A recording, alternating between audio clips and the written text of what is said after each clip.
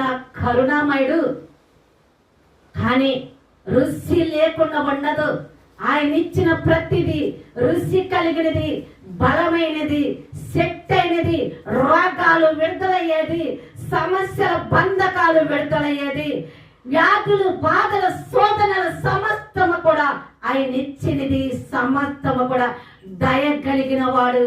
ఆయన పెట్టినది బలమైనది, రుచికరమైనది, శ్రేష్టమైనది, బలమైన భోజనం. దేవుని బిడ్డ, నీవెక్కడికపోయినా శ్రేష్టమైన భోజనం నీకు అందదు.